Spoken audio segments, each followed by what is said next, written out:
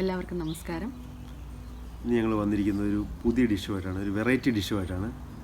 ഈ ഡിഷ് മലയാളത്തിൽ ആരും ചെയ്തിട്ടില്ല എന്നാണ് എൻ്റെ വിചാരം. ഞാൻ സെർച്ച് ചെയ്ത് നോക്കിയപ്പോൾ അങ്ങനെയാണ് കണ്ടത്. നോർത്ത് ഇന്ത്യയിൽ കുറച്ച് പേര് ചെയ്തിട്ടൊക്കെ ഉണ്ട്, പക്ഷേ വേറെ വ്യത്യസ്തമായ രീതികളിലാണ്. ഇതൊരു തന്തൂരി മസാല ദോശ. വളരെ ടേസ്റ്റി ആയിട്ടുള്ള നല്ല വെറൈറ്റി ആയിട്ടുള്ള ഒരു ഡിഷാണ്.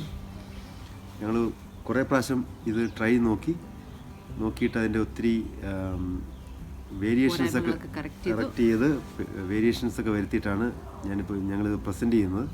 വളരെ ഈസി ആയിട്ട് പ്രിപ്പയർ ചെയ്യാം, നല്ല ടേസ്റ്റിയാണ്, കുട്ടികൾക്ക് എല്ലാവർക്കും ഇഷ്ടപ്പെടും.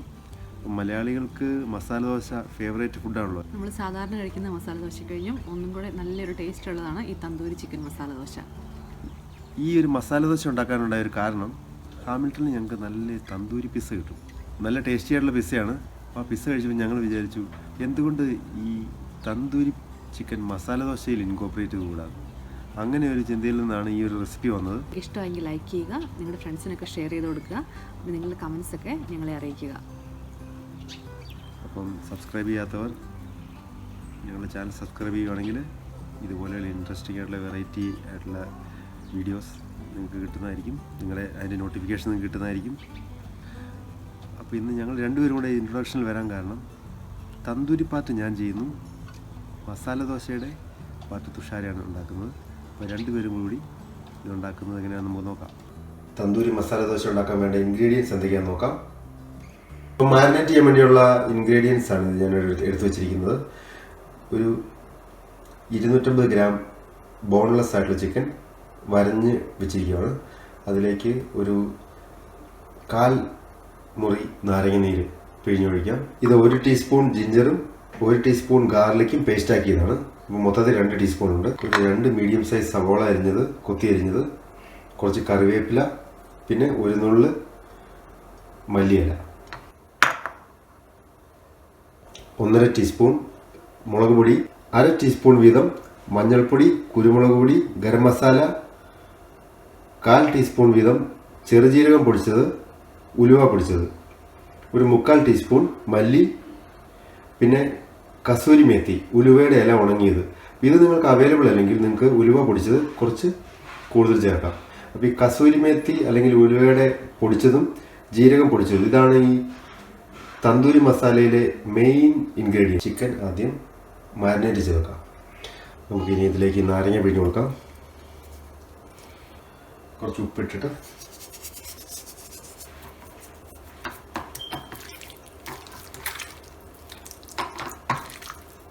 മിക്സ് ചെയ്ത് വെക്കാം. ഞാനിത് ഫുൾ കട്ട് ചെയ്യാത്തത് മറിച്ചിടാൻ എളുപ്പത്തിന് വേണ്ടിയാണ്. ഇതാകുമ്പോൾ ഒറ്റ പീസായിട്ട് നമുക്ക് മറിച്ചിടാം. അത് കഴിഞ്ഞ് കുക്ക് ചെയ്തതിന് ശേഷം നമുക്ക് ഇത് കട്ട് ചെയ്തെടുത്താൽ മതി. അല്ലെങ്കിൽ നമുക്ക് മറിച്ചിടുമ്പം വിഷമാണ്, ഓരോരോ പീസായിട്ട് മറിച്ചിടാൻ വിഷമല്ലേ. അപ്പോൾ അതുകൊണ്ടാണ് ഇങ്ങനെ ചെയ്തിരിക്കുന്നത്. ഇനി നമുക്ക് ബാക്കിയുള്ള മസാല പ്രിപ്പയർ ചെയ്യാം. ഞാൻ ഈ തൈരിലേക്ക് എടുത്തു വെച്ചിരിക്കുന്ന ജിഞ്ചർ ഗാർലിക് പേസ്റ്റ് ബാക്കി എല്ലാ മസാലകളും ചേർത്ത് കൊടുത്തിട്ടുണ്ട്. ഇനി നമുക്കിതൊന്ന് നന്നായിട്ട് മിക്സ് ചെയ്യാം. നേരത്തെ നാരങ്ങയും ഉപ്പും ഒഴിച്ച് തേച്ച് പിടിപ്പിച്ച് വെച്ചിരിക്കുന്ന ചിക്കനിലേക്ക് മിക്സ് ചെയ്ത് കൊടുക്കാം. ഞാൻ കണ്ടിട്ടുണ്ട് പല ആൾക്കാരും തന്തൂരി ചിക്കൻ ചെയ്യുമ്പോൾ കളർ ചേർക്കുന്നത്. നമ്മൾ വീട്ടിൽ ഉണ്ടാക്കുമ്പോൾ കളർ ചേർക്കേണ്ട ആവശ്യമില്ല. കളർ എന്തിനാണ്, നമ്മൾ കെമിക്കൽ എന്തിനാണ് തിന്നുന്നത്? അത് വേറെ ആവശ്യമില്ല. നമുക്ക് ഇതിനെ അല്ലാണ്ട് തന്നെ നല്ല കളർ കിട്ടും. പിന്നെ രണ്ടാമത്തെ കാര്യം, ഇത് മസാല ദോശയ്ക്ക് ഉള്ളിൽ പോകുന്നതാണ്. അപ്പം ഇതിന് കളറാരും നോക്കാൻ പോകുന്നില്ല, ടേസ്റ്റ് മാത്രമാണ് പ്രധാനം. ഈ മസാല നമുക്കിനി ചിക്കനിലേക്ക് ഒഴിച്ചിട്ട് നന്നായിട്ട് തേച്ച് പിടിപ്പിച്ച് ഒരു 15 മിനിറ്റ് വെക്കാം.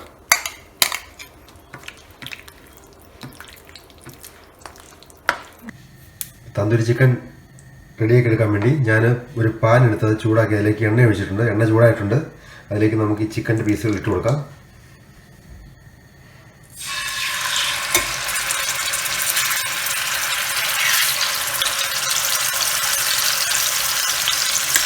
ഇനി നമുക്കിതൊന്ന് മൂടി വെച്ച് ലോ ഫ്ലെയിമിൽ കുക്ക് ചെയ്തെടുക്കാം. ഇത് മൂടി വെക്കുന്നതിൻ്റെ കാരണം ഇതിനകത്തുള്ള ഫ്ലേവറുകളൊന്നും പോകാതിരിക്കാനുണ്ട് കംപ്ലീറ്റ് ആയിട്ട്. ഇതൊരു മൂടി വെക്കാതെ തുറന്ന് വെച്ച് നമുക്കിതൊരു ഡ്രൈ ആയിട്ട് കിട്ടേണ്ട ആവശ്യമില്ല, കുറച്ച് ജ്യൂസി ആയിരിക്കണം. അപ്പോൾ അതിനുവേണ്ടിയാണ് മൂടി വെച്ച് കഴിക്കുന്നത്. പിന്നെ മൂടി വെച്ച് കഴിക്കുമ്പോൾ നമ്മളൊരു ലിഡിൻ്റെ ഒരു ഭാഗം ചെറുതായിട്ട് തുറന്നു വെക്കും. അപ്പോൾ അങ്ങനെ തുറന്ന് വെച്ച് കഴിയുമ്പം ഇതിനകത്തുള്ള എക്സസീവ് ആയിട്ടുള്ള സ്റ്റീമൊക്കെ പോവും. ഇതുപോലെ ഇതിലൂടെ ഈ സ്റ്റീം പൊക്കോളും. നമ്മൾ ഫ്ലെയിം കുറച്ച് വെക്കുന്നു. ഇടയ്ക്കിടയ്ക്ക് നമുക്ക് തിരിച്ചിടാം. നമുക്ക് ഇടയ്ക്കൊന്ന് തിരിച്ചിട്ട് കൊടുക്കാം.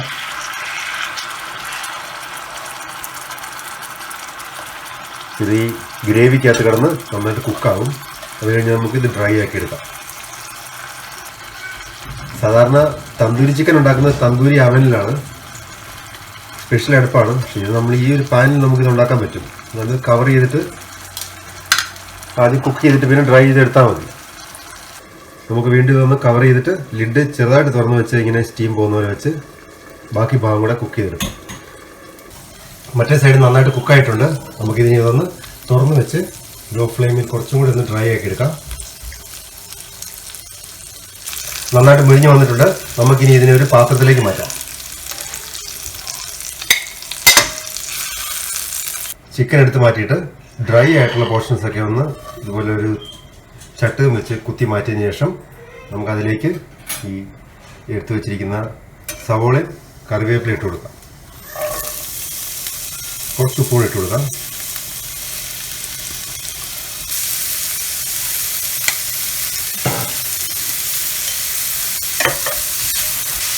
ചിക്കൻ വറുത്ത എണ്ണ ഞാൻ മാറ്റാതെയാണ് ഉപയോഗിക്കുന്നത്.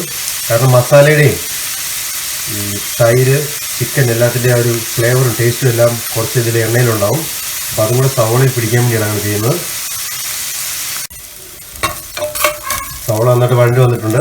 ഇതിലേക്ക് നമ്മൾ നേരത്തെ കുക്ക് ചെയ്തെടുത്ത് വെച്ചിരിക്കുന്ന തന്തൂരി ചിക്കൻ ഇതുപോലെ ചെറിയ നൈസായിട്ടുള്ള കഷ്ണങ്ങൾ ഒരു കട്ടിംഗ് ബോർഡ് വെച്ച് അരിഞ്ഞിട്ട് ഇതും കൂടെ ഇട്ട് കൊടുത്ത് നന്നായിട്ട് ഇളക്കി കഴിഞ്ഞാൽ മസാല ദോശയ്ക്കുള്ള മസാല റെഡി.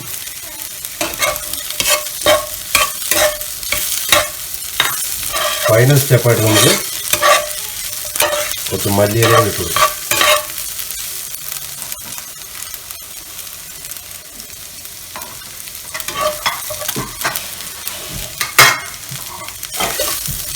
ഇതാണ് നമ്മൾ തന്തൂരി മസാല ദോശയ്ക്കുള്ളിൽ വെക്കുന്ന തന്തൂരി മസാല.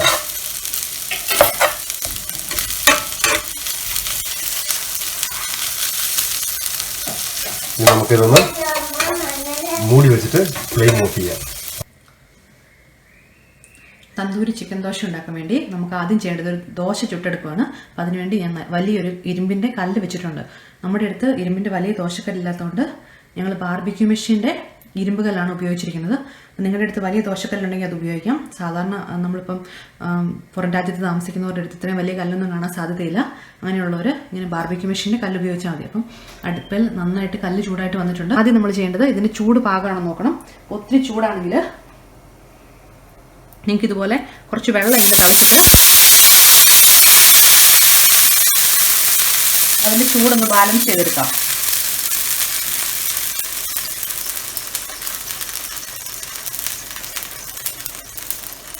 വെള്ളം ഒന്ന് വറ്റി വരുമ്പം ഒരു ഉള്ളിയിൽ സവോളയാണ് ഇതെടുത്തിരിക്കുന്നത്. സവോളയിൽ കുറച്ച് എണ്ണ തേച്ചിട്ട് അതിങ്ങനെ നന്നായിട്ടൊന്ന് ചുറ്റിച്ച് കല്ലിൻ്റെ എല്ലാ ഭാഗത്തും എത്തുന്ന പോലെ ചുറ്റിച്ചെടുക്കുക.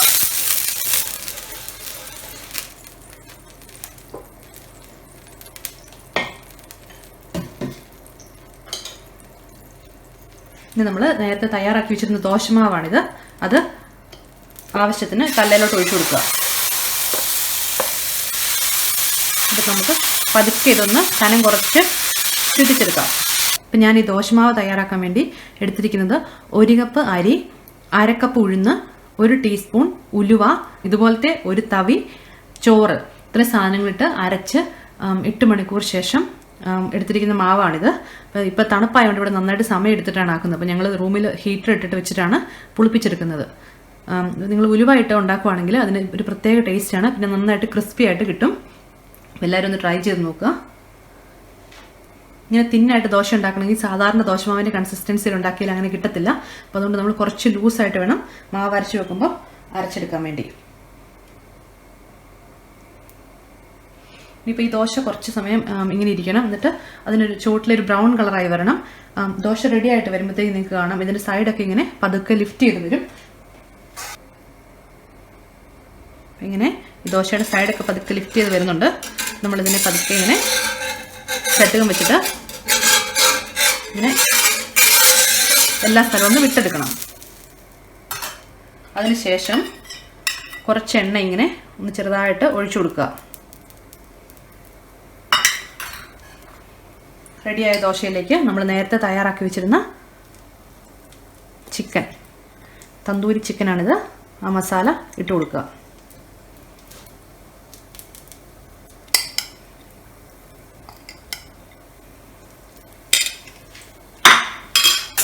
ഇനി നമുക്കിതിനെ ഒന്ന് റോൾ ചെയ്തെടുക്കാം.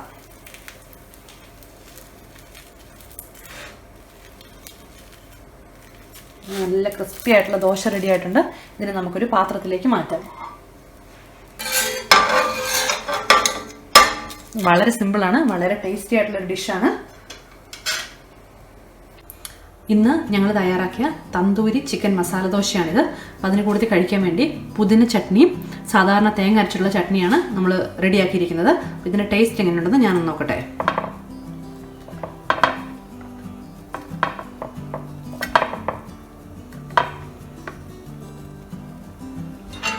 ആദ്യം കുറച്ച് തേങ്ങ ചമ്മന്തി, പിന്നെ കുറച്ച് പുതിനയില ചട്നി. നല്ല സൂപ്പർ ടേസ്റ്റ് ആയിട്ട് വന്നിട്ടുണ്ട്. നമ്മൾ സാധാരണ കഴിക്കുന്ന മസാല ദോശയെ കഴിഞ്ഞും വളരെ നല്ലൊരു ടേസ്റ്റാണ്.